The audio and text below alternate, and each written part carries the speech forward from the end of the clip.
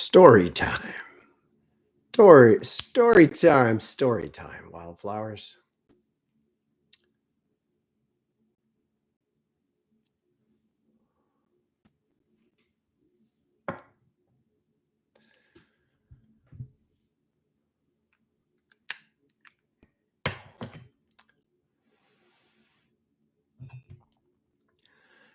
I once traveled across the country. By the time I got to the other side, United States, in California, I no longer had any money. The intention was to sit and pray until I knew what to do at a campsite, which I knew was free. So I did. Eventually, the right ride arrived. And it led on a bit of an adventure, which was special in its own right. And I ended up in a beautiful little community. Won't tell you where it is. Stayed there for a while and took step by step. When you live in this way, and I highly encourage you to do this for at least a little bit in your life.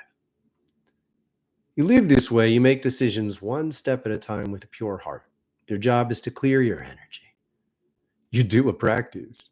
Oh, you definitely do a practice. You do it more because you don't have anything else with you. Your practice becomes your home. So daily, 3 practices. Every time there's anxiety, every time there's fear, get in water whenever you can. And I was doing this. And each step seemed to be clear. And there was an invitation to a little festival gathering. And I went to this invitation. And at the invitation, you say yes. So someone says, we need help over here. You say yes. And I'm washing dishes at the festival. And it's kind of cool. And I'm paying attention to how they made this makeshift kitchen. It was well done. And someone else is washing dishes with me, and he seemed nondescript, but he's kind. So I'm just talking, and you learn. Nobody needs to know about you at first. You listen. So I was listening, and the kindness paid off. He said, I'd like you to visit. I'd like you to visit. So I visited, and he didn't say much about where it was we were going, but I met him at the time and the place, and he started leading me through a path. And the path went into the woods. I was like, wow, this is cool. And it was a bit of a walk. And after a while, I'm like, how much land are you stewarding here? And he said, oh, several hundred acres. And in the middle of this was a clearing. And in the clearing was a beautiful garden. And the garden was full of lush vegetables. He said, I want you to have some of these. And there were solar panels. And after harvesting and filling an entire bag, I had a bag and I filled the entire bag of vegetables. And he was like, you want this too? And he was giving me more than I could carry. And he said, I'd like you to see my house. He led me through another, even more interesting and unique path to this exquisitely beautiful house. It was handcrafted. Every piece of wood had been found and shaped with others. So it wasn't all regimented by any means. There was just all these ways that he had fit pieces of wood together, and it very high quality. Like it looked like an artisan's. The entire home was an artisan's dream. He made baskets for a living, giant backpack baskets, small handheld baskets, exquisite with love infused throughout. It was almost, I won't say comical, but it was like, wow, this exists. And so slowly, over the course of several visits, he told us his story. Back in the 70s, he had been a wandering hippie, and he made his way to this place, and it was full of people. There was a clearing, and people were just gathering. They were tenting, they were partying in an early 70s fashion. There was a something that I don't like calling wildness. There was a hecticness, a chaos, and a lot of drug use and joyful exuberance, shall we say. And he felt like he belonged there. He expressed some degree of trepidation. It was a little overwhelming, but he felt like he belonged there. And they stayed for months. They were all camping here in this middle of this very out of the way place. There was an exquisite stream, fresh water. People would show up with food. But it was reckless. There wasn't an appreciation for what was happening on. Nobody knew where they were. Like nobody knew why they were there. Nobody knew who had invited them. It was just somebody told somebody who told a friend. And then one night, a fire got out of hand. And the fire got so out of hand, they couldn't stop it, even with dozens and dozens of people trying and others not caring, because they were that out there. And they burned down a fair portion of the woods. Too much, not well, not healthy. It didn't need to burn. Sometimes forests need to burn. I trusted him when he expressed it wasn't time for this forest to burn. That was recklessness. And when they finally put it out and people were recovering and some people left, one man who'd been there for a while with them, he'd been quieter. He said, "It's about time for you all to go." And they like laughed at him. "What are you talking about?" And he said, "This is my land." And they were stunned. And he said, "Look, I've been here with you. I've been watching you. It's a special thing to own land. It's rare to own this much land. I was open to sharing it, but you all don't know how to appreciate it." And most of them left. And several said, "Wait, we want to stay. What can we do? And can we buy it from you?" And he said, "You wouldn't respect it. Do you see what you've done?" And they said, "Look, we didn't like this. We'll treat it differently." And he agreed to sell it to them slowly. He agreed to support them in a transition to doing things that mattered. He wanted them to make money doing things they loved. So this man married a woman he'd met there, and they learned to become artisans, weave baskets and work wood, and they made a living this way. Another man there became a natural observer. He tagged and protected rare owls in the region, and he would go out on week-long trips, camping in the forest, quietly earning the trust of species that were endangered in a way that helped preserve them and the forests they lived in. And each of the 8 couples that stayed made deals with him this way, and it took them a long time to buy the land, and they did. And it was in very deeply sacred, very, very deeply sacred energy. It felt so unique and special. They didn't have a sign out. You wouldn't have known that it was anything more than someone's home. There was enough room to park several cars. They stayed quiet. And it was one of the most meaningful experiences and meetings of my life. Now, I'm about to tell you something that will be difficult for you to accept. I don't expect you to just believe it.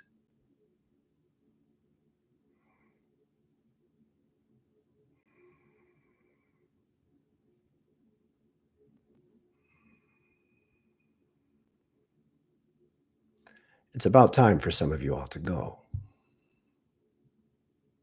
This is my home. I have lived on the earth much longer than almost all of you. I agreed to incarnate in this way. I wanted to. I wanted to forget. I wanted to start over. I wanted to help tell the story from within the story. There are thousands of us. Some of you remember. A few small number of you remember more than I. We are not enemies. Those of us who have been here as stewards, caretakers of both the planet and the story, in a deep way know who we are. And many of the rest of you, it's about time for you to leave.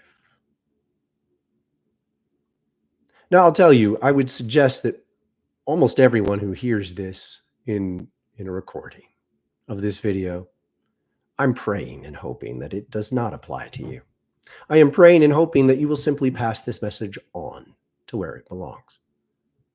How do we know Well, it's quite simple, really. It's the same standards that this story shared. Who's going to care for this place? It's not our job. It's not our job to kick you out. We don't have to. The earth will do these. If it takes until you die of natural causes, that's a blessing. You will not be invited back. If you are in any degree of doubt, I urge you to consider that the simplest way you can make a difference is to make a difference. Care. Plant a pot. If you don't have a plant, plant something in a pot and take care of it. From there, every day becomes your vote. Do you want to stay or not?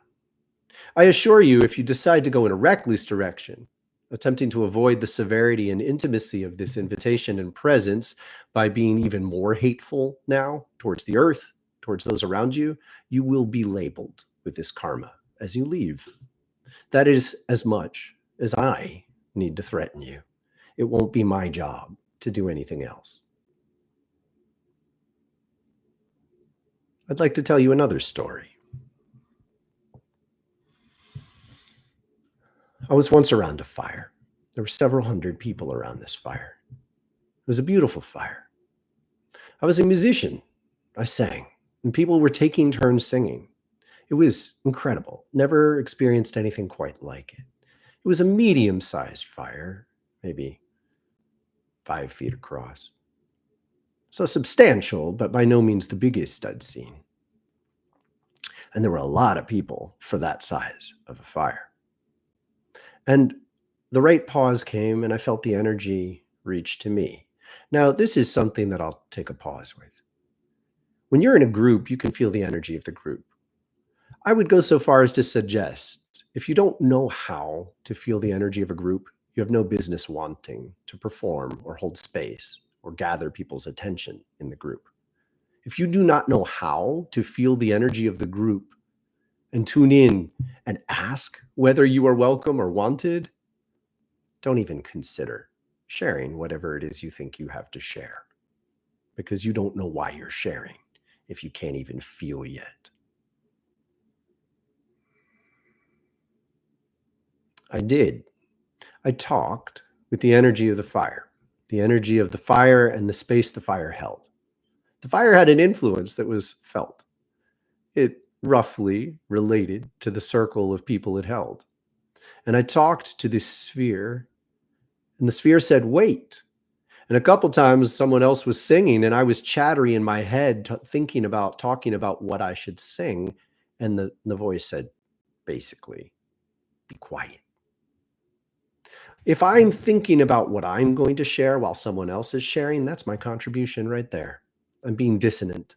This has long been a rule. This was one of my early lessons in tuning in and respecting the vibration of a community, of an event. If you are so busy in your head thinking about what you're going to say that you can't pay attention to what someone else is saying, you have no business trying to guide or lead or presence yourself in that community. Good lesson to remember. Ooh, this is going to be fun.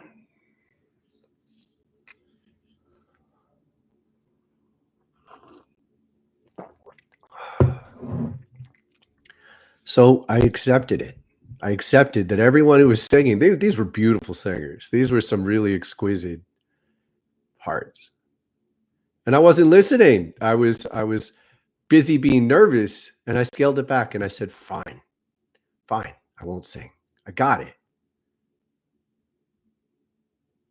And then the moment came and the energy found me. And I got up and I danced. And I danced by myself in quiet as several other people watched me. And I was right next to the fire.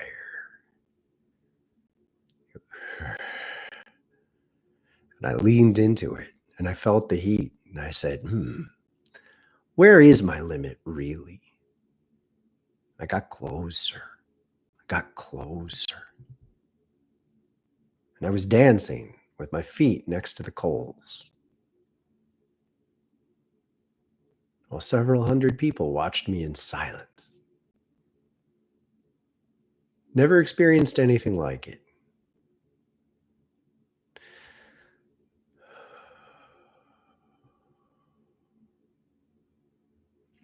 And then the song that I was dancing to completed, and I stepped out. There'd been a song in the silence, and I felt its culmination, and I barely slipped out. I didn't see where I could go gracefully, and I was a little more afraid than I'd admitted to myself. So I do, in memory, wish I had been this much more present, so I could have. There was a degree of lurching out of that experience. Nothing went wrong, but it's good to recognize that I was perhaps a little too close to that fire. And I stepped out, and fairly shortly, someone burst in. They were dripping wet, and they didn't seem to care at all that they got lots of people wet. And they said, back off, get out of my way, hippies. Give a girl a space. I need it. It was one of the rudest experience I'd ever seen. Now, in this moment, I wonder, as I tell this story, I wonder whether, to a degree, I pushed it too hot and attracted something too cold. Seems quite possible. And in this balance, the entire vibration broke. So I had not broken that circle. And someone else did. And it was stunning to me to be present. I was like, it was so deeply unsettling, and it broke something. It wasn't right after me. It was like several songs later. It was so deeply unsettling that it astonished me beyond the limits of response. I didn't know this community well, so it certainly wasn't my job to confront her. It was clear that would have just made it worse. And thus, I just let it fall. I let it crack. And I did. I considered whether, that needed to break.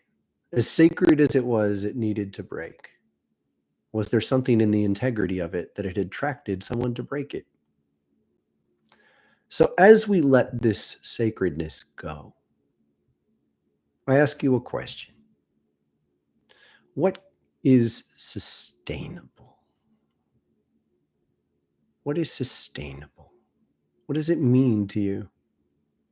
I can't communicate to you how important this question is. It is a word that we have only begun to normalize in our dialogues. Only begun.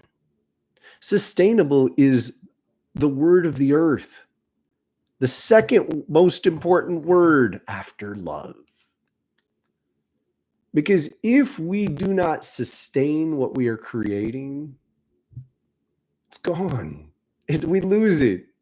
Now, there's a season to many things, to everything. There is a season. And yet, when we are creating together in a way that dreams thousands of years, you sure you want to let that break too soon? You sure you want to burn that down too fast? You sure you want to put the fire out in a way that takes too much time to recreate? No. And this is what we're doing here. This is what we do within ourselves. One of the cornerstones of Hermetic wisdom, as above, so below. What we're looking at in the world, we're looking at within ourselves, as without, so within. The way we treat each other in a community is the way we treat ourselves. We may play different roles. We may externalize it in a way that we feel like the good guy in community, and yet we find we're mistreating ourselves within. And ultimately, there are no good guys until we're in a sustainable balance. So to create this balance, to embrace it and sustain it, you have to be with the most important lesson that most of you want to know. Hoo-wee.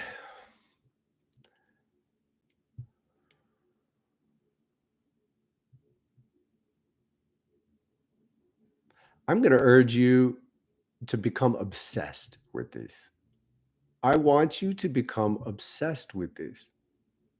It's framed in so many ways, it's given to us in so many cultures, but it's really one lesson. The only word that can encompass it is balance. I urge you to be fascinated by what balance means in this respect, however, because there are so many ways you need to balance to make it work. The only way you're going to be able to see these many ways is if you come from an accurate understanding and awareness of what we are. We are out of tune with the universe.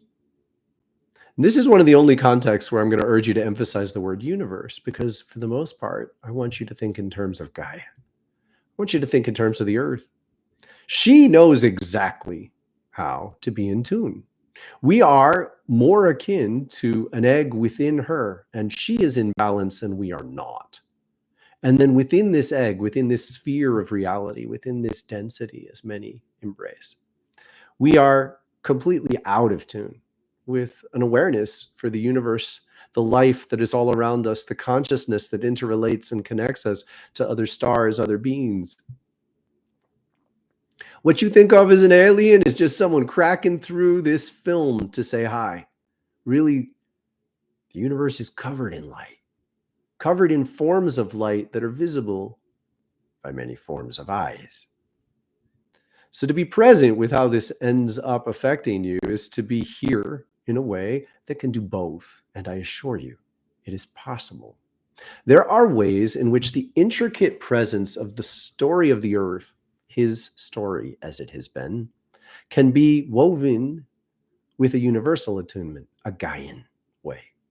I'm going to invite you to think of this as the karmic ocean and the Gaian way. Gaia's presence is fully conscious and interrelated with the universe. She's not out of tune. She's holding this space where we exist. And within this space, we are given the opportunity to be tuned in multiple ways. We are being given, we have been given this opportunity for a lot of reasons. But the most unpleasant one is a lot of y'all were assholes who insisted on too much freedom. And I mean that quite literally. You were dumping your shit on other people, just like that woman who barged into the fire. You were saying, I want to be me, and you can't stop me from being me, without awareness or care for the consequences, without awareness or care that you might either put out a fire or light too big a fire. Balance. Now, to apply these. In many, many, many, many ways, the world is covered in these intricate balances. And you will see it in one place and then not see it in another, and then see it in another place and still have three more that you need to undo. And they're in you. You have to comb your mind, your past, your attitude, your belief systems, what you have inherited and what you have created, to find ways in which you have fallen for the polarity game. And the polarity game works like these. I'll be hot and you be cold. We'll fight with each other and we'll find balance. I'll be fast and you be slow. We'll fight with each other until we find balance. I'll be fire and you be water. We'll fight with each other until we find balance. I will identify fire as good. You will identify water as good. We'll tug until we find balance. Who controls the balance? Gaia. It's her game. It's a joke. It is truly a joke. It is a joke, all designed to teach us how service to self and service to others have to unite. She loves this joke. She plays it out in so many ways. She puts you in a place where you identify with fire. Fire good, water good, water good. And then she puts you right next to your polarity.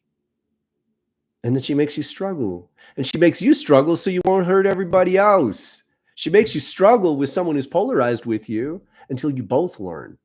And usually you don't learn at once. Usually one person graduates first, and they literally graduate from that tension, and someone else has to step into their role and work out their energy. And the world is covered in this. Now, you won't see it directly at first. What you're going to see, if you look, is bias. Bias. Bias. You're in league with extremists and you make excuses for them. You're in league with extremists and you make excuses for them. You're in league with fire and you make excuses for fire because you're more afraid of too much water than you are of too much fire. Why? You got drowned once. You're in league with water. You're more in league with water than you are with fire because you got burned once. And so, yes, you're aiming for balance, in your head, but whenever things get difficult, you err towards one direction. And if you're not deeply, brutally honest with yourself about the ways this works, you lose the balance, you lose the consciousness, you lose the attunement. With what? What are you going to call it? The universe? I urge you to call it the Gaian way. Because Gaia's way will lead you through these intricate imbalances. But as long as you hate your polarity, you're not ready. You have to start to laugh amidst the terrifying pain. You have to start to laugh at how she tricked you into where you are. She tricked you into where you are. She put you there so you wouldn't hurt other people. She made you fight someone who was roughly equivalent to you. They're just imbalanced towards water and you're imbalanced towards fire. I hope you can see how this applies. Now watch how fast I do this. Watch how fast I do this. Abortion.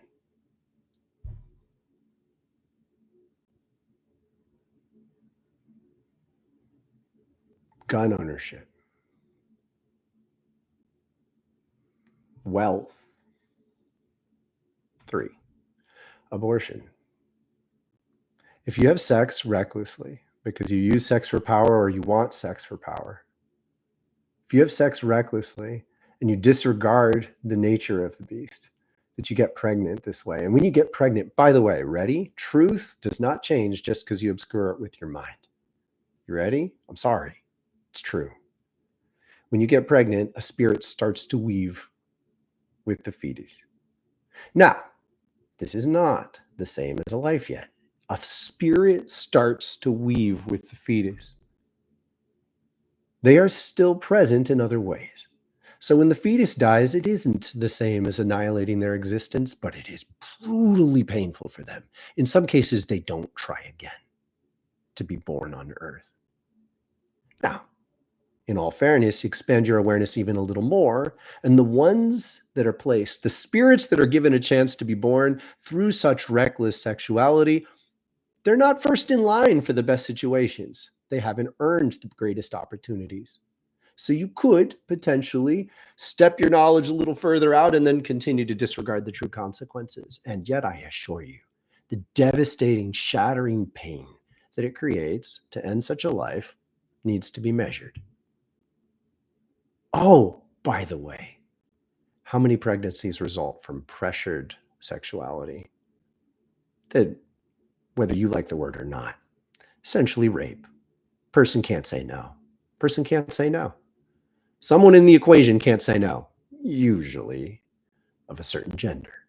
They can't say no. If they said no, they're going to have to face a terrible repercussion. At the very least, anger, disregard, potentially violence, shaming, breaking of reputation. It's awful. If a pregnancy results from that, it's poisoned. Better to end such a thing in many circumstances. Balance that. It's hard. It's hard. Tell a person who lives in the woods, who's more than a mile away from their neighbors, that they shouldn't have a gun. You're threatening to kill their kid. You're threatening to kill their kid. That's how they see you. Threaten a person who lives in the woods that you're going to take their gun. You're threatening to let their wife be raped by a stranger wandering through the area. You think that doesn't happen? That happens.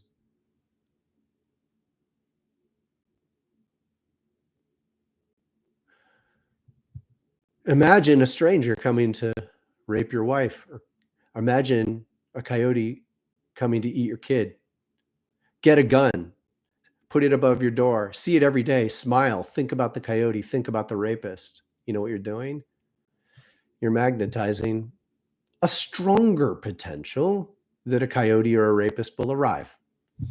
It's not foolproof. It's not foolproof. In the same way, quantum fields collapse, but they don't collapse in complete direct ways. So essentially, you tilt the potential that something will happen if you focus on it. It's not an absolute, it's just an increase in probability. So if you spend an inordinate amount of time thinking about a coyote or a rapist, it's more likely that you will encounter a coyote or a rapist. Balance that. Wealth. Greed. Look around the world. See through eyes of greed. It's terrifying. It's poison. Just read the Lorax. You see a forest, you think of how valuable it is. You see a 1,000-year-old tree, you think it'll make you $1 million, because it will. And it has. Wisconsin was covered in forests. Covered. The whole state was covered in forests. Whole state, just 150 years ago, covered. And so was. We've commodified nature on one of the most brutal levels imaginable. This one's easy. Or is it? Wealth. Take care of the things you're given. Luxuries. Aim for high quality things that last. Cherish them, repair them, polish them each day. Cherish them as a gift from the earth. Cherish them as something that's difficult to obtain, that needs to be treated with reverence. That goes with wealth. You take care of what you're given. You don't just buy something, throw it away. Buy something, throw it away. Oh, whatever, we can get another one. I'll just get a cheap version of that. Throw it in a landfill. Balanced is what many think of as luxury and oppose based on a social idea of who you are. I'm better because I don't want luxuries. Yeah, but you keep replacing the same things, which is hurting the earth more. What if you make your money through a non-destructive means and buy expensive things and take care of them? This is what the earth wants. This is a unique and intricate form of balance. Now, I'm going to tell you right now, the next step of this, absolutely devastating for some of you, and for others, easy as a walk through a field on a nice spring day, presuming there are safe places to step without killing the flowers. Apply this to your religion. Apply this to your community. Apply this to your demographic. Do you, just be honest with yourself, do you make excuses for the extremists who look like you and disparage those who don't? Disparage people of another form? Do you stare at the reason extremists who look like you behave the way they are? So you stare at their reason, you think about the reason they do that, and then you stare at the abuses of people who don't look like you. This is imbalanced. It's brutally, deeply imbalanced.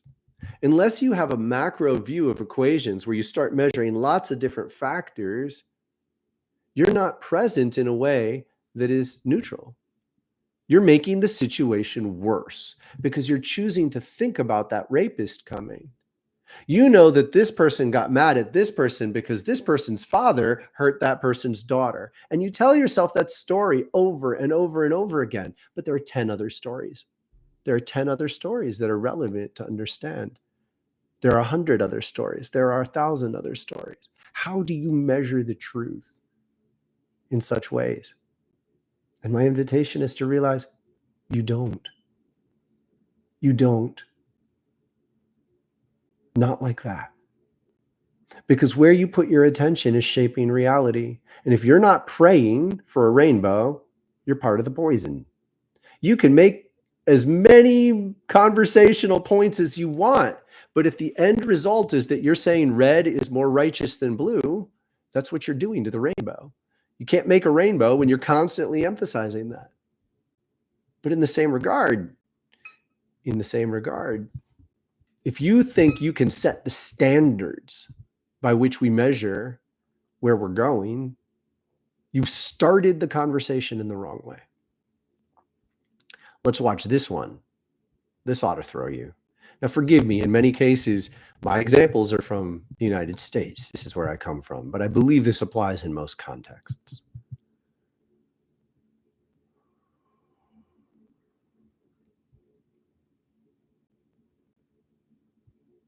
Blue and red, Democrats and Republicans. By many logical measures, I only trust Democrats. By logical measures. But the problem is they strictly adhere to a focus on rationality, and they disregard feeling as if feeling itself is bad. But the problem is they do feel.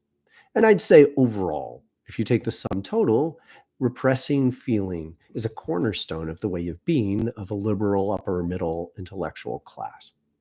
So the repression of feeling has consequences, but they don't believe in these consequences because they don't believe in energetics as part of their reality. Whereas a certain individual who I do not enjoy being in affinity with talks about gut instincts. Gut instincts are one of the most fundamental ways you learn to recognize energetic dynamics. What they mean is there's an equation of energetic movement in a situation, in a room, in a concern, in a question, in a conversation. All of these forces have forces underlying them. And as much as you want to pierce these forces with your logic, there's an art to piercing forces with logic. It's necessary. It helps shape it. It helps guide it. But if you don't even see the presence of the energy, you're flying blind. And I don't want you to be the one at the wheel. Now, the reason this matters is because if I live a life where I've repressed my energy on a regular basis, I get angry, I push it down. I get angry, I push it down. It affects people. The second I feel anger, it resonates in the room. The second I feel anger, it resonates in the room. I can feel your anger just by looking at you across the world, non-local. It's vibrational, harmonic awareness. I have a harmonic awareness of who you are. Now, I have an exceptional ability in this regard. And yet it's influencing everyone. This is not an either or. I'm psychic, you're not. It's just dramatic shades. I've put a lot of attention into developing these skills, and I was born with a certain deep present awareness, but it's still influencing you. When someone gets angry in the room with you, you feel it. If they successfully hold it down and don't express it in words or actions, they're still shaping the vibration of the room.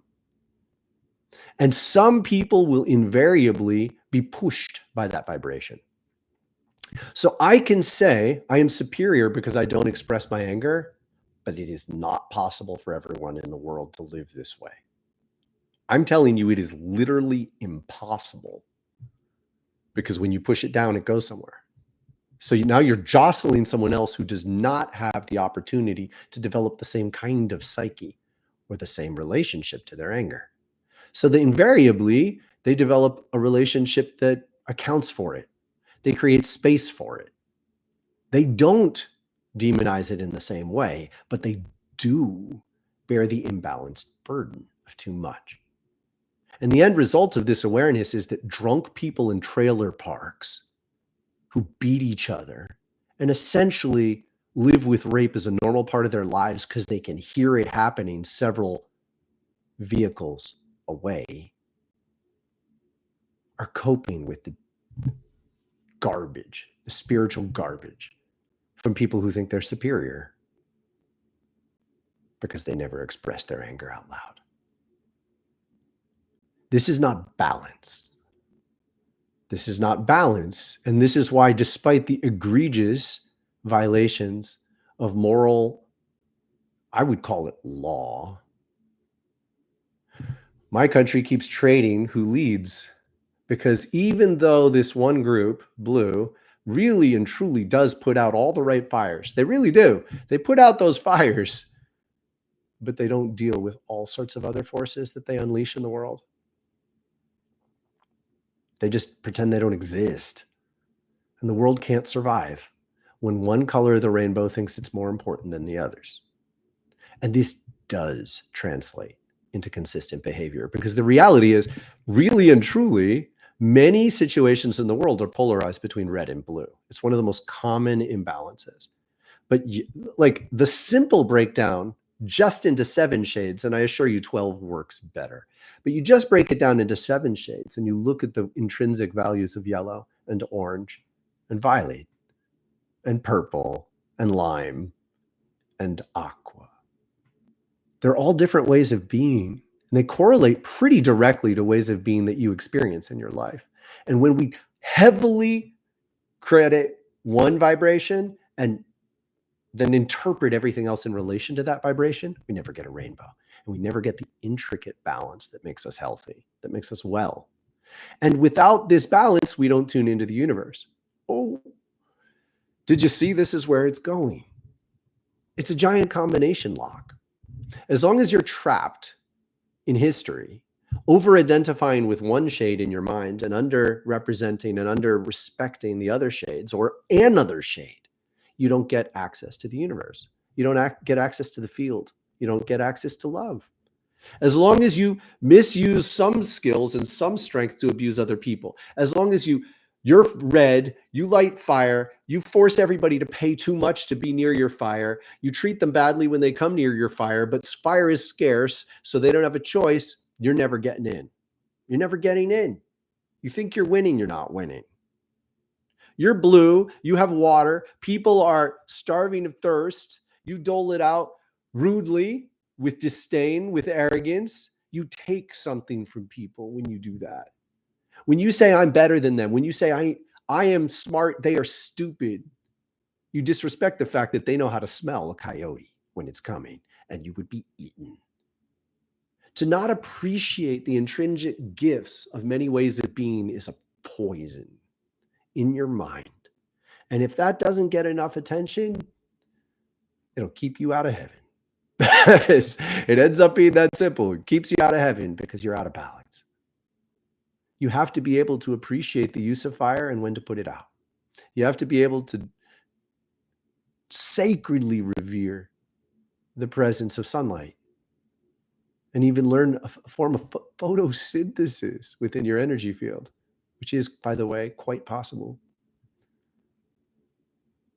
Cherishing yellow to break the tie, you have to revere green. If you can't move through a community, move through an area, and recognize the health of this area, please make this one of your top priorities. Look around you when you walk. Don't look at individual plants. Start to recognize the interconnection. You can feel deadness. You can feel it. And it will show up in prominent ways that you have likely learned to just put up with. Unfortunately, particularly in cities. But there are cities where the ecosystems are better than others. You can feel the presence of the energy of a space, and it is a green presence. It is an intrinsic presence of a vitality, a life. The aliveness of a region in many ways correlates with the overall balance, but is expressed through green, the presence of green, and the power of this green to feed you. To be aware of these balances does not mean you have to equally identify with all of them yourself. You have to equally respect them all. You strive in many ways to live a balance that integrates them in you, but you may be best at being blue. There is no shame in that. If you have an abundance of blue, be blue, but bring your blue to the community with a reverence that is constantly striving, seeking, growing, shaping the rainbow.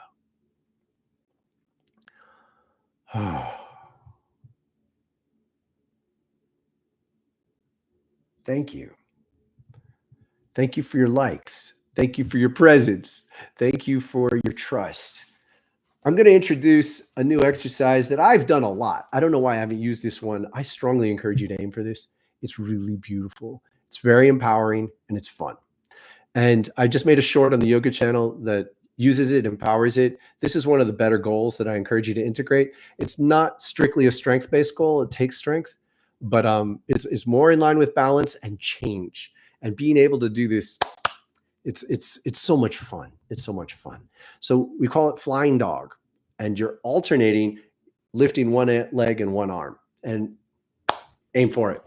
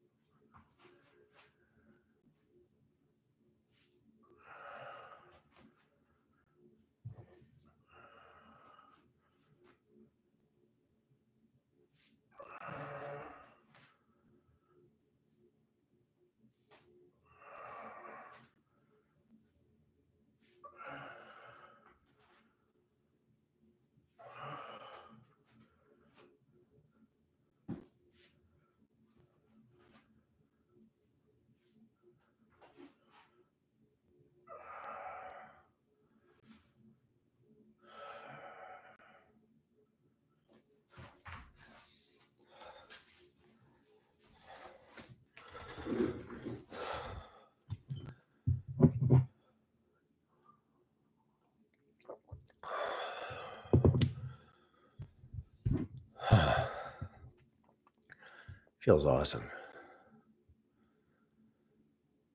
That worked better than I expected. I really did a lot this morning. So I've got a good fire inside, and it feels wonderful. It feels really wonderful.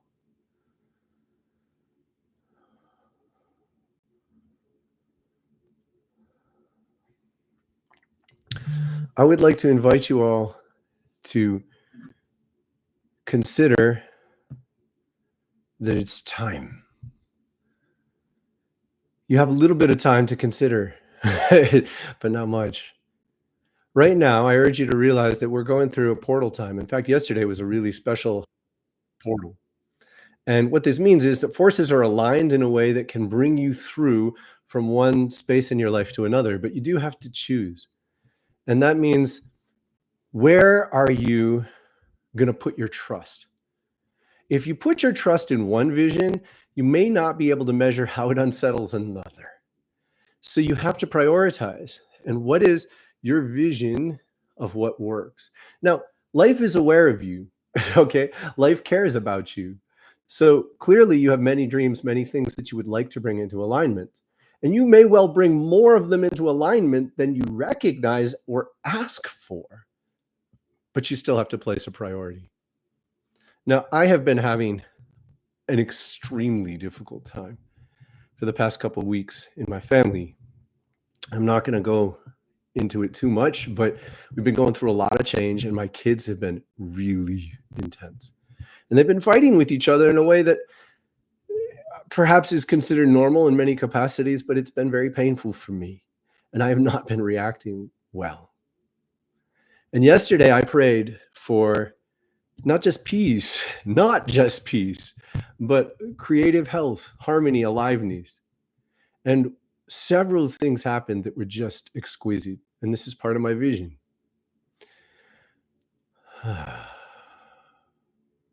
We played a lot of music. My son made a drum kit out of pots and pans and plates and vases, and it was gorgeous. And he showed interest in exploring and experimenting with rhythm in in a level of complexity that I've never seen. It was very inspiring.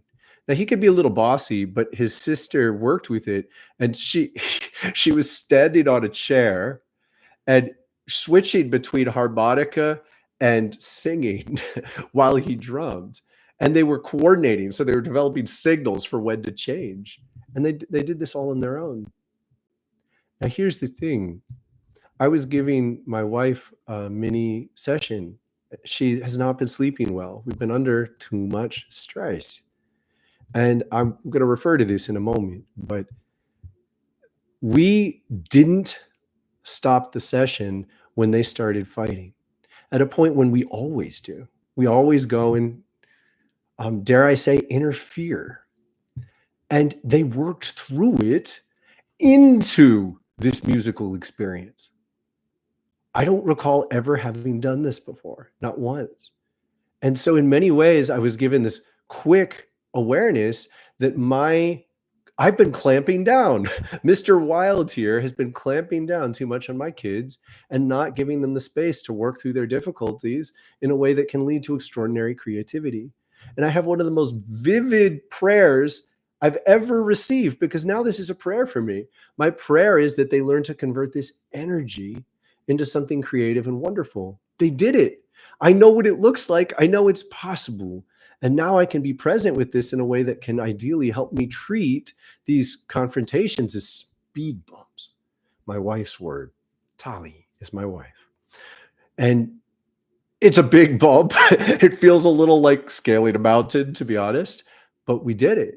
We let go, and it was so lovely. And by the end of the evening, I played an hour of music. The kids were singing and drumming with me on occasion. My son said, "Daddy, let's make a song." And we immediately made a great song. It's good. He said, "Okay, Daddy, now you need to practice it." Now, he's only done this once before. He did it as a verse for another song. He said, "Daddy, let's write a verse for this song." And we did, and it's great.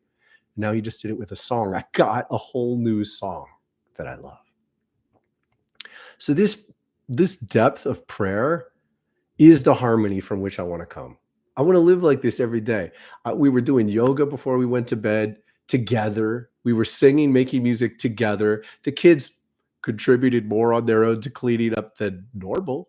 And they both got in bed without any inspiration. They got themselves pajama and everything, get in bed. And unfortunately, that has not been normal. We have not been harmonic in how we treat our kids in this way. So we just got one of the most beautiful prayers imaginable. And I'm inviting you into this prayer. First, I'm hoping to make it louder. Second, it could be hopefully an example for you, that you use a situation in your life that represents what you hope to create, and you hold this for a while. For the next month or so, you're holding this as a guiding intention.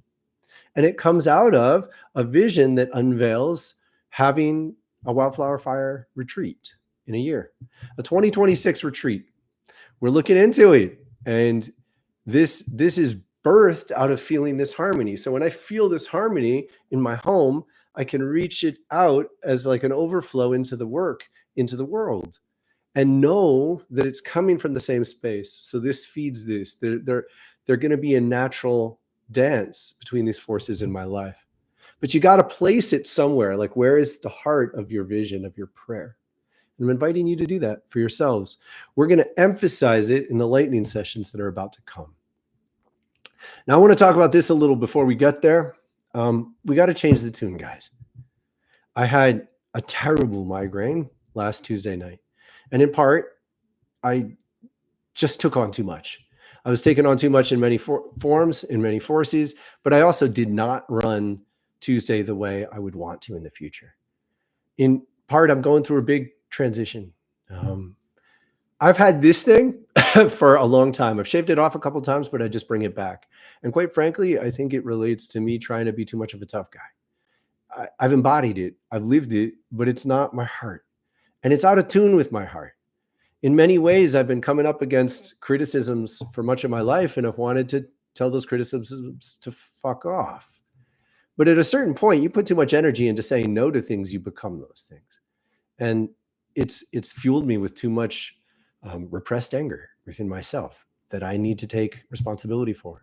And it's hard because, frankly, if you could participate in an awareness that we're gathering a lot of people here, there's a certain degree of pressure on me that's really difficult. You all can be kind and gracious with each other, hopefully for the most part. We get some seriously nasty people show up occasionally. Now I wouldn't say, I won't say anything other than I have to put up with a unique level of tension. And it's just not going to be an equivalency. So when I give these sessions, forgive me, but it's not a chat time. These are sessions. I'm teaching you the best I know, and I'm offering it still in public for free. I want this to be the front porch of the Wildflower Fire community, where we invite new people to show up and be aware. But please consider, this is not an opportunity to tell your story. This is not an opportunity to be witnessed in the way you want to be witnessed. This is an opportunity to let the lightning that we're tuned to here be present in you and see what it reveals. And that is a deeper cut. That's a deeper cut than many people want. I need to not struggle with you about this. If you're going to say yes, please be aware of what you're asking for. I am a spiritual teacher. I am sharing light in this way, and we are not anarchists in this moment. All right? You want that? Go find it, but go find it somewhere else. All right. Any more orders of business?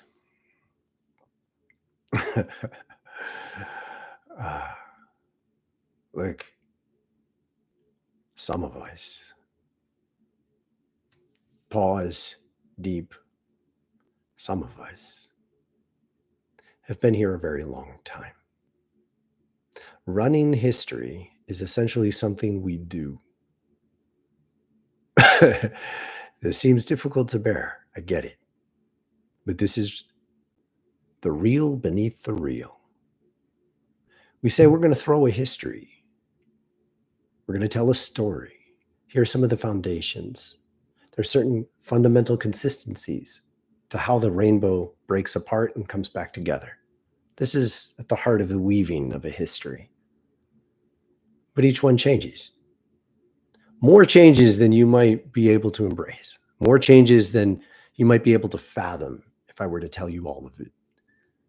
But be present with this. Some of us, thousands of us, are telling you a story. You are in our house. You might not like that we put it this way, but this is not about judging you. This is not about intrinsically becoming something like a cool kid in a school who's better than you. This is about facts. We live here. We know this place. We know how it works here. We know what's wanted. We know what's not. We know when seasons come and we know when they go. We know when things are welcome here. We know where they're welcome, why they're welcome, and when they end. We honor these rhythms because we didn't even make them in most cases. Gaia did. And we honor her rhythms, and we are letting you know that a certain range of presence is no longer welcome. Already. It's already started. She has a gracious push. It's going to work like this in many contexts, but it will go straight off the planet. And if you keep holding the forces that are being pushed off the planet, you will go with them. And if you surrender them or surrender other aspects down to be composted, you will be given an opportunity to stay longer. That is all. I will see you soon. A couple minutes. I'm going to invite you one last piece. I get that there's been a contrast in this lightning session's time. I am not holding space for social hour. You want a social hour, I'm open to talking to you about how to develop that, but please understand it typically happens in the presence of my energy in a way that you're asking something of me and no one's paying me for this. So you might think it's rude of me to say this, but you don't understand what it was like to stay up all night long on Tuesday. Now, I explicitly loosened my boundaries on Tuesday to see how it would go, and it didn't go well for me. So we're not doing it like that again. And I'm asking you to appreciate that. I would like you to think of this as closer to a service, a spiritual service, than a social time. You want a social time, you're going to have to figure out a different way to do it, or you're going to have to pay me to hold space for it, or pay someone else to hold space for it. Because I don't even want some of the OGs here to have to hold the energy without compensation. Now, that can happen in different ways. We can talk about your priorities. But my invitation now is please come to this next time if you do come. Come in reverence. Come in peace. Breathe. Be silent. Be aware your energy is felt from the moment you tune in and click join. So let's make this a whole step deeper together.